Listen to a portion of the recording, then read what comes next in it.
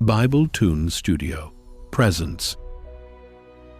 What if I told you that the greatest danger to a man of God is not the giant standing in front of him, but the jealousy lurking behind him? What if I told you that the reward for saving a nation would not be a crown, but a death sentence?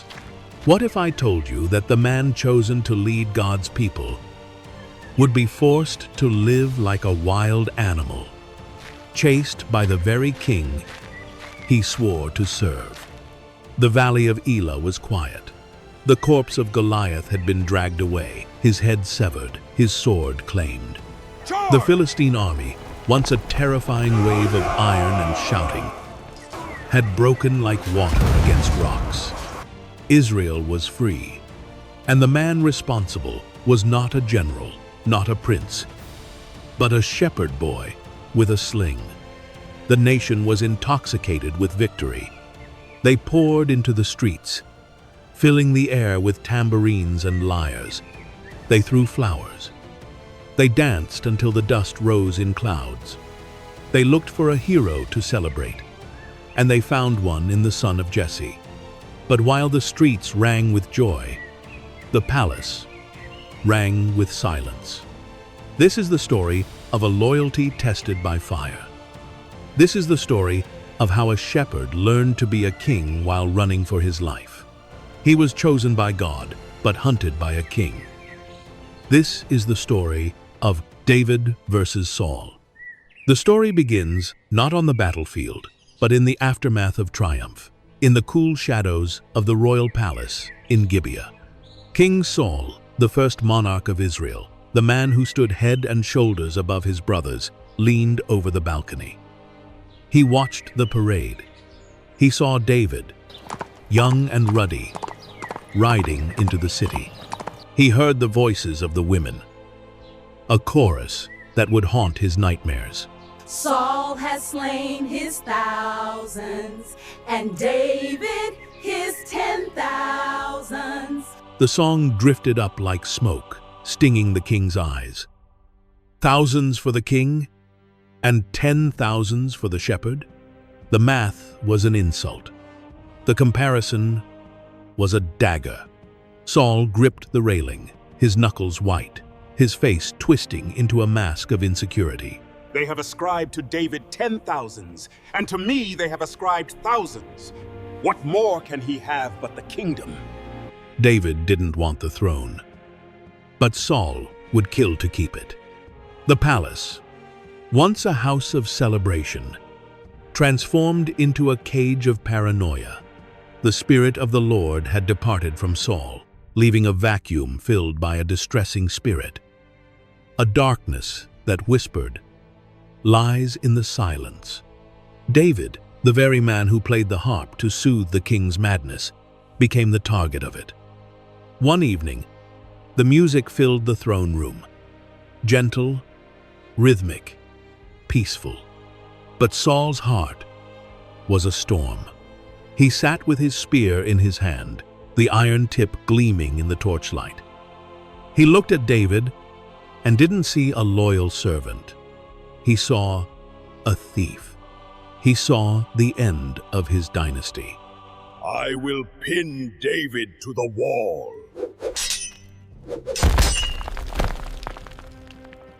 The thought became action.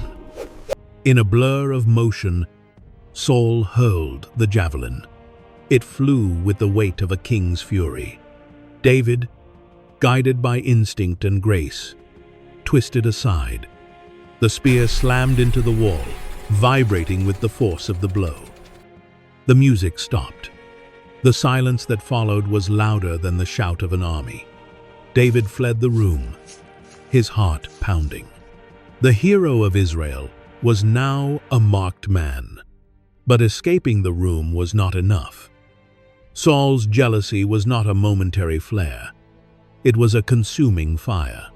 He sent messengers to David's house to watch him, to kill him in the morning. David was forced to flee through a window, lowered down by his wife Michal, vanishing into the night like a criminal. He ran to Ramah, to the old prophet Samuel, but there was no safety there. Saul sent agents. He sent armies. Finally, he came himself, stripping off his royal robes in a manic episode, exposing the utter unraveling of his mind. David returned to Gibeah in secret to find Jonathan, the king's son, his soul brother. The meeting was desperate. What have I done? What is my guilt? And what is my sin before your father, that he seeks my life? Far from it. You shall not die. Behold, my father does nothing either great or small without disclosing it to me. Why should my father hide this from me? It is not so. Your father knows well that I have found favor in your eyes, and he thinks, let not Jonathan know this, lest he be grieved. But truly, as the Lord lives and as your soul lives, there is but a step between me and death. They devised a test, a feast, an empty seat. The reaction of the king would reveal his heart, and the reaction was violent. When Jonathan defended David's absence, Saul exploded, hurling insults at his own son, throwing his spear at the heir to the throne. The verdict was in. There would be no reconciliation. The dynasty was at war with itself. David and Jonathan met one last time in a field. They wept together, embracing until David's weeping exceeded Jonathan's. Go in peace. The Lord shall be between me and you, and between my offspring and your offspring, forever. David walked away, alone. He had lost his job, his wife, his best friend, and his home. He was now a fugitive in the wilderness. He went to Nob, to the city of priests, starving and unarmed. He lied to Ahimelech the priest to get bread. He was given the holy showbread and the sword of Goliath. But the darkness of Saul had a long reach. Watching from the shadows was Doeg the Edomite, Saul's chief herdsman, a man with cold eyes and no loyalty to God. When Doeg reported this to Saul, the king summoned the priests. In a rage that defied all reason, Saul ordered the execution of 85 priests of the Lord. The town of Nob was put to the sword. The king of Israel had become a terrorist to his own people. David heard the news and was crushed. He fled deeper into the wilderness, into the caves of Adullam. There, the rejects of society gathered around him, those in distress, those in debt, those bitter in soul. 400 outlaws looking for a leader. David molded them into a fighting force, a brotherhood forged in the fire of persecution. They moved to the desert of Ziph, a barren, rocky wasteland where the heat radiated off the ground in waves. Saul hunted him every day. He sought him on the precipices, in the ravines. The Ziphites, looking to curry favor with the king, betrayed David's location. Saul mobilized his thousands. They closed in. They encircled the mountain. David and his men were on one side, scrambling over the rocks. Saul and his army were on the other. Panic set in. This was the end. But God intervened. A messenger sprinted up the dusty path to Saul. Hurry and come, for the Philistines have made a raid against the land. Saul stopped. He looked at the mountain where David lay trapped. He gritted his teeth. He had to choose: his personal vendetta or the safety of his kingdom. Reluctantly, he turned back. But the reprieve was short. As soon as the Philistines were dealt with, Saul returned, this time with 3,000 chosen men. He tracked David to the crags of the wild goats, near the springs of En-Gedi. The sun was blistering. The air was still. Saul, weary from the march, saw a large cave. He needed relief. He needed privacy. He signaled his men to wait and entered the cool darkness alone. He did not know he had walked into the belly of the beast. Deep in the recesses of that cave, hidden by the absolute blackness, men were holding their breath. David and his soldiers were pressed against the limestone walls. They saw the silhouette of the king against the light of the entrance. They saw him vulnerable, unguarded. Here is the day of which the Lord said to you, Behold, I will give your enemy into your hand, and you shall do to him as it shall seem good to you. The logic was flawless. Kill the tyrant, save the nation. David drew his knife. He crept forward on silent feet, a predator stalking his prey. He reached the hem of Saul's robe. He raised the blade, but his hand froze. His heart began to hammer against his ribs. This was Saul. This was the Anointed One.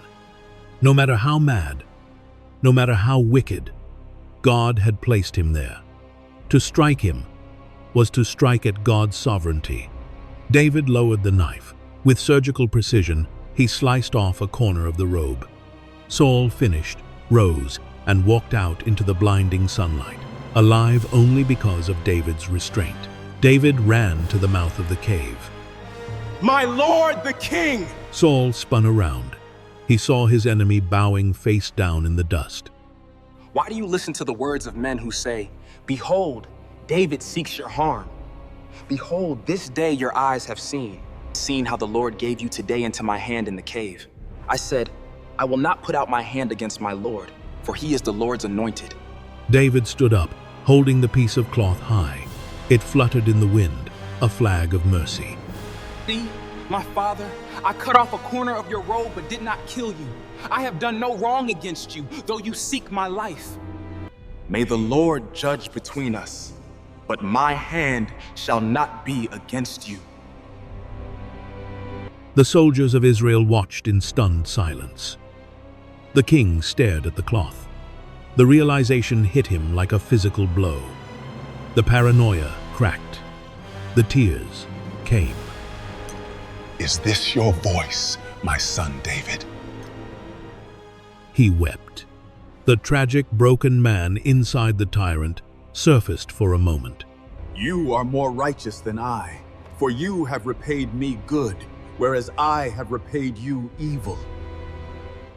And now, behold, I know that you shall surely be king. Saul marched his army home. But David knew better than to trust the tears of a madman. He stayed in the stronghold, and he was right. Time passed. The obsession returned. The demon of jealousy woke up. Saul mustered the 3,000 again. He marched to the hill of Hachilah. Night fell. A deep sleep from the Lord settled over the camp of Saul. The guards, the General Abner, the king himself, they were all unconscious. David and his nephew Abishai crept into the center of the camp. There lay Saul. His spear was stuck in the ground near his head. God has given your enemy into your hand this day. Now please let me pin him to the earth with one stroke of the spear, and I will not strike him twice. It was perfect poetic justice. Let Saul die by his own spear. But David stopped him. Do not harm him. Who can touch the Lord's anointed and be innocent? The Lord will deal with him. I will not. David reached down. He didn't take the king's life. He took the spear. He took the jar of water beside the king's head, and they slipped away into the darkness. They climbed the mountain on the other side. David cupped his hands and shouted, waking the army. Abner, why didn't you guard the king? Someone tried to kill him. Look, here is the spear and the water jar by his head. Saul woke up. He recognized the voice. The scene played out again. The mercy, the shame. Is this your voice, my son David? It is my voice, my lord the king. Why does the king pursue his servant as if hunting a single flea in the mountains? Saul stood there, stripped of his dignity, holding nothing but empty air where his spear should be. He had been defeated not by force, but by character. Return, my son David, for I will no more do you harm, because my life was precious in your eyes this day. Behold, I have acted foolishly and have made a great mistake. Here is the spear, O king. Let one of the young men come over and take it. The Lord rewards every man for his righteousness and his faithfulness. David turned and walked away. He did not return to the palace. He knew the cycle would repeat. He knew the peace was a lie. He walked into the wilderness. Carrying the weight of a crown he refused to steal. David lowers his sword, spares Saul's life. But mercy does not always end the battle. No matter the outcome, it is always important to remain in the will of God and do what is right in His eyes. If David's journey inspires you, help us share this message with the world. Don't forget to like and subscribe. Your support helps Bible Tunes Studio continue bringing God's Word to life through meaningful, inspiring animations that touch hearts.